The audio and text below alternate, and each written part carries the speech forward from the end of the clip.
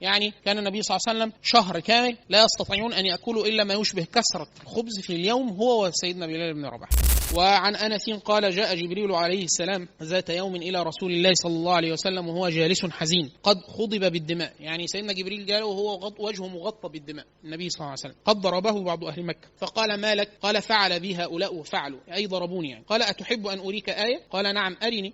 يعني آية يعني يطيب بها قلب النبي صلى الله عليه وسلم، يعني يصبر به نفسه على الأذى وكذا. قال: أتحب أن أريك آية؟ قال: نعم أرني. فنظر إلى شجرة من وراء الوادي، قال: ادعو تلك الشجرة، يعني ادعوها تأتيك. فدعاها فجاءت تمشي حتى قامت بين يدي النبي صلى الله عليه وسلم. قال: قل لها فلترجع. فقال لها فرجعت حتى عادت إلى مكانها.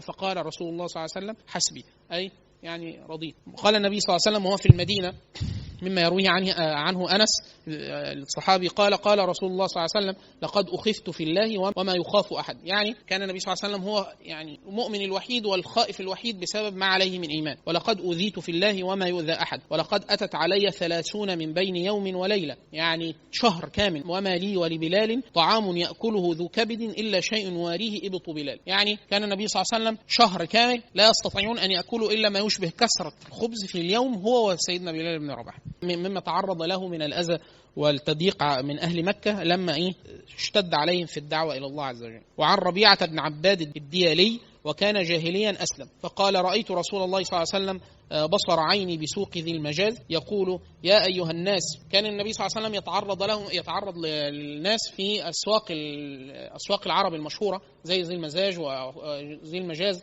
وعكاظ وغيره، وفي موسم الحج. فبسوق ذي المجاز يقول: يا أيها الناس قولوا لا إله إلا الله تفلحوا، ويدخل في فجاجها، يعني في السكك والطرقات يدعو الناس، والناس متقصفون عليه، يعني يسمعون ما يقول ويعني لا يعني يجيبوه. فما رأيت أحدا يقول شيئا وهو لا يسكت، أي النبي صلى الله عليه وسلم يعني يكرر ما يقول وهو لا يسكت، يقول: يا أيها الناس قولوا لا إله إلا الله تفلحوا، إلا أن وراءه رجلا أحول وضيء الوجه ذي غديرتين، يعني واحد شكله وسيم ووشه كويس ومعاه عامل ضفيرتين طوال وأحول، ده وصف أبو لهب. يقول هذا الرجل يعني يمشي وراء النبي صلى الله عليه وسلم يقول: يا أيها الناس قولوا لا إله إلا الله تفلحوا، والرجل وراء النبي صلى الله عليه وسلم يقول: إنه صابئ كاذب، أي إنه صابئ أي عدل عن دين آبائه، وكاذب يعني يكذب عليكم. فقلت: من هذا؟ قالوا: محمد ابن عبد الله أي النبي، وهو يذكر النبوة، يعني يقول أنه نبي يعني. قلت: من هذا الذي يكذبه؟ قالوا: عمه أبو لهب.